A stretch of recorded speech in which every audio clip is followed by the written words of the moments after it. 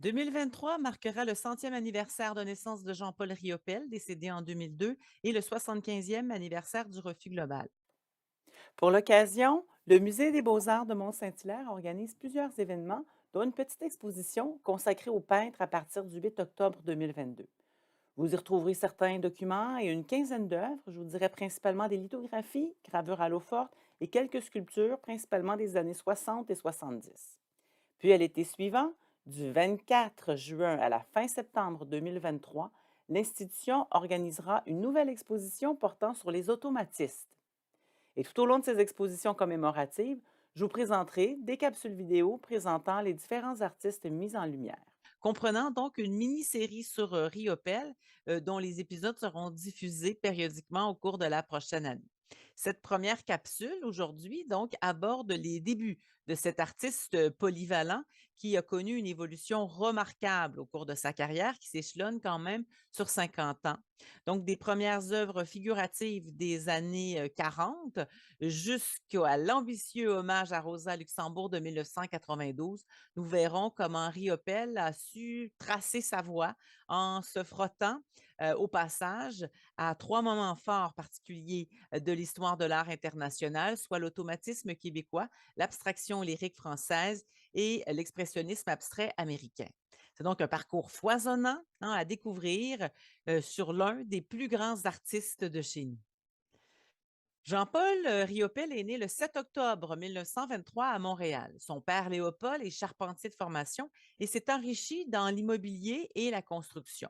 Il a épousé sa cousine Anna, issue d'une famille relativement aisée. Très tôt, le jeune Jean-Paul développe un goût grandissant pour l'art qui encourageront ses parents en l'inscrivant dès 1929 au cours d'Henri Bisson, un sculpteur, artiste académique qui l'initie au dessin d'observation et à celui d'après modèle vivant, donc un art dans la plus pure tradition réaliste. Riopel acquiert donc déjà, vers l'âge de 6-7 ans, et ceci pour une bonne dizaine d'années à venir, une base artistique classique dont témoignent ses œuvres jusqu'au début des années 40. Ces natures mortes, allégoriques, entre autres, comme Nature morte au violon de 1941 ou Nature bien morte de 1942, relèvent encore, alors qu'il est dans la jeune vingtaine, son respect des conventions et l'influence de Bisson. Après un passage de 2 ans à l'École polytechnique de Montréal, il s'inscrit en 1942 à l'École des beaux-arts de Montréal, à laquelle l'enseignement de Buisson l'a bien préparé, avec son langage et son accent sur les lignes, les contours et la technique réaliste. Puis, bifurcation, le peintre décide d'aller terminer ses études au programme d'art de l'École du meuble de Montréal en 1943 sur la rue Berry, milieu beaucoup moins académique qui, au final, correspond mieux à ses aspirations. Il y rencontrera le peintre et professeur Paul-Émile Bordua, qui y enseigne depuis 1937 et expose à ses jeunes étudiants de nouvelles théories explorant l'inconscient et la créativité en les soumettant à des exercices d'écriture et de peinture automatique fondés sur les techniques surréalistes, encourageant à délaisser les idées préconçues et à s'ouvrir à de nouvelles perspectives en favorisant la libre pensée et l'imagination subconsciente. Parmi ces jeunes que Riopel côtoie dans les cours de Bordua, on retrouve Marcel Barbeau et le photographe Maurice Perron que Riopel connaît depuis l'enfance. Riopel a un peu de mal, hein. Au début, ses dessins réalistes ne sont pas toujours très bien jugés, mais toutefois, bientôt, il embrasse la manière de son professeur. Bordua, retourné à ce moment vivre dans son terreau natal à Saint-Hilaire en 44, accueille régulièrement chez lui des jeunes étudiants et une faune artistique, disons, désireuse d'approfondir ses techniques nouvelles. Sa maison, fréquentée par Riopel, devient un refuge d'une gestation artistique. Les idées de nos jeunes se définissent autant sur l'art que la politique. Entre 1945 et 1946, Riopel, Barbeau et Mousseau louent ensemble un atelier, un hangar, hein, donnant sur la ruelle entre les rues Saint-Hubert et Rester à Montréal. Et là, sur les conseils de leur maître, ils s'adonnent avec ferveur à l'automatisme, laissant libre cours à l'imagination instinctive, à l'impulsion créatrice, peignant de façon vraiment spontanée à la peinture émail ou à l'aquarelle, peu dispendieuse, en fait sur tout ce qui leur tombe sous la main, sans idée préconçue. À un rythme effréné, Riopelle effectue un travail qu'il qualifiera de déconstruction, se départissant ainsi peu à peu de ses acquis figuratifs, ne portant plus aucune attention au contenu de ses œuvres durant l'exécution, une forme en appelant simplement une autre, jusqu'au sentiment d'unité et d'équilibre.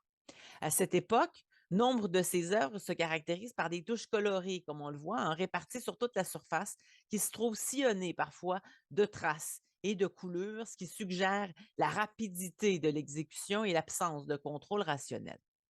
Selon les principes que leur a enseignés Bordua, Riopelle et les disciples de l'automatisme n'ont le désir de comprendre le contenu de leur œuvre seulement une fois celle-ci terminée. Au travers ses créations très spontanées, c'est le geste biographique, c'est la trace de l'inconscient de l'artiste qui se relève et qui donne accès à un contenu psychologique profond qui, postérieurement, par la suite, va inspirer un titre à l'œuvre. Ses parents n'aiment pas beaucoup ces nouvelles abstractions qu'ils qualifient même de peinture du diable. Mais la liberté plastique qu'acquiert à ce moment-là Riopelle va définir l'essentiel de sa peinture. En avril 1946, Riopelle participe avec Bordua, Barbeau, Roger Fauteux, Pierre Gauvreau, Fernand Leduc et Jean-Paul Mousseau à une première exposition automatiste intitulée simplement Exposition de peinture au 1257 rue Amherst à Montréal. Puis s'en suivront des voyages en France, entre autres avec son amie puis épouse, Françoise L'Espérance. Et ces voyages lui feront tisser des liens avec les surréalistes parisiens, dont l'écrivain français André Breton, père du mouvement surréaliste, qui l'invite même, Riopelle, à participer à la grande exposition surréaliste de juin 1947, à laquelle Riopelle sera le seul Canadien à participer, en présentant deux aquarelles, dont Homère de 1947, fidèle à l'esthétique automatiste avec ses touches denses et rapides, sans considération pour l'espace pictural traditionnel. En 1947, il est de retour au Canada et lui et Françoise accueilleront bientôt leur fille Iseult en 1948, puis Sylvie en 1949. Il expose alors un peu ses œuvres et discute avec ses copains et Bordua de l'idée de mettre par écrit leurs réflexions communes face à la société québécoise traditionnaliste, ultra-conservatrice de Maurice Duplessis, excusez-moi, à la tête de la province québécoise depuis plusieurs mandats consécutifs. Ce qui poussera Bordua en 1948 à l'écriture de ce qui allait devenir l'essai principal du refus global, qui s'avéra un manifeste anticlérical, contestataire et anarchiste dénonçant l'obscurantisme donc du Québec de l'époque. Ce manifeste, complété par deux autres textes de Bordua et d'autres écrits, dont ceux du poète Claude Gauvreau, de l'artiste multidisciplinaire Françoise Sullivan, du psychiatre Bruno Cormier et du peintre Fernand Leduc, illustré, comme on le voit en couverture, par une aquarelle de l'époque de Riopelle et des photos d'œuvres des membres prises par le photographe Maurice Perron. Le manifeste à tirage numéroté à 400 exemplaires compte 16 signataires. Donc, en plus des collaborateurs précédemment mentionnés, ajoutons la designer Madeleine Arbour, les peintres Marcel Barbeau, Pierre Gauvreau, Jean-Paul Mousseau, Marcel Ferron, puis l'actrice Muriel Guilbeault, l'éclairagiste Louise Renaud, la poétesse Thérèse Renaud-Leduc et l'épouse de Riopelle, la chorégraphe Françoise L'Espérance Riopelle. Très virulent, ce manifeste met l'espoir et la foi en l'homme et en ses capacités immenses, disent-ils, même quand elles ne sont pas réprimées. Ce manifeste secoue également le triple conservatisme religieux, politique et esthétique et cause un tollé qui coûtera entre autres son emploi d'enseignant à Bordua. Les temps sont durs pour les automatistes suite à la publication de cet écrit. Riopelle, lui, s'en tire un peu mieux. Ses contacts à l'international vont lui être bénéfiques. Il est à Paris en mars-avril 1949 et il y aura une première exposition solo là-bas en galerie, qu'on a appelée Riopelle à la Dragonne, où il expose ses encres, aquarelles et peintures à l'huile, comme Cité sans parole, La Ruche du Bois, une œuvre de 48, caractérisée par la fluidité de l'aquarelle qui lui permet l'application de plages de couleurs librement définies, conjuguées avec l'utilisation de l'encre qui lui sert à superposer là-dessus un réseau de traits nerveux, dissociant aussi de manière habile la forme et la ligne. C'est à cette occasion d'ailleurs qu'André Breton, qui commentera cette exposition dans l'un de ses textes, relèvera la grande liberté, évidemment, qu'il reconnaît à l'artiste, en insistant aussi sur le caractère canadien, dit-il, de Riopelle, le qualifiant alors de trappeur supérieur, une étiquette qui lui est longtemps, qui va lui laisser des attaches, en fait, rester attaché très longtemps à Paris, où il s'installe finalement durablement en 1949. Si son instinct le fait d'abord traîner avec les surréalistes, il le réalise cependant assez vite que le mouvement surréaliste connaît des difficultés, des disputes et des clivages depuis la guerre, desquels il n'a, lui, personnellement rien à tirer. Il va donc chercher ses liens ailleurs. C'est auprès du groupe de l'abstraction lyrique qu'il va trouver alors ses nouvelles affinités. Il traîne alors avec Maria Elena Vieira da Silva, Jacques Germain, Zaouki, Pierre Loeb, Georges Mathieu, tous des adeptes d'une abstraction très, très gestuelle qui proclame la primauté du geste, à la fois comme signature de l'individu, comme trace donc, et comme mode de construction également de l'espace pictural.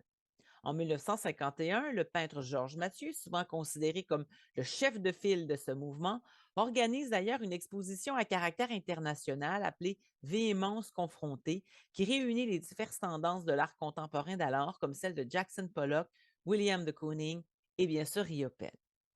C'est dans ce contexte que notre artiste va développer le style pour lequel il se fera majoritairement connaître, alors la période des mosaïques, qui s'éloigne du surréalisme et de l'automatisme, qui, selon lui, conservait un principe de contrôle et de composition dû au recul que prenaient parfois les artistes face à leurs œuvres pendant ou après la production pour réaffirmer leur élan ou restructurer le travail fini.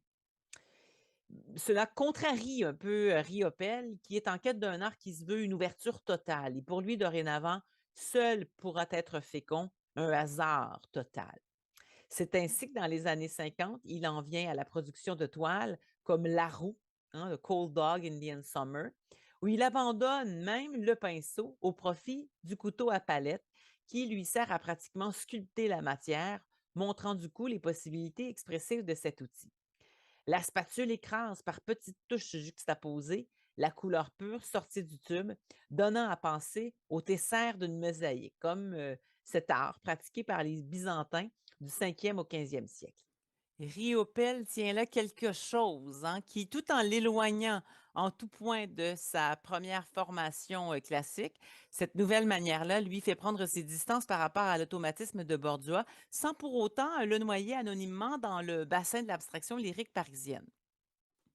Car Jean-Paul Riopelle aura sa signature, hein. L'avenir s'annonce brillant et la reconnaissance aussi viendra assez vite. Une reconnaissance à laquelle encore aucun peintre canadien n'avait eu accès. Retrouvez-moi lors de la prochaine capsule Riopelle à venir au cours des prochains mois pour découvrir entre autres les chefs-d'œuvre de cette époque des mosaïques, mais également son retour à la figuration vers les hiboux et les oies blanches qui allaient marquer sa production des années 70 et au-delà. Vous y découvrirez un artiste jamais prisonnier de sa propre signature, se réinventant continuellement et qui demeure, entre autres pour cette raison, un des artistes les plus accomplis que notre histoire de l'art nous ait offert. En attendant cette prochaine capsule, ne manquez pas la petite exposition Riopelle au musée des Beaux-Arts de Mont-Saint-Hilaire qui vous attend dès le 8 octobre 2022.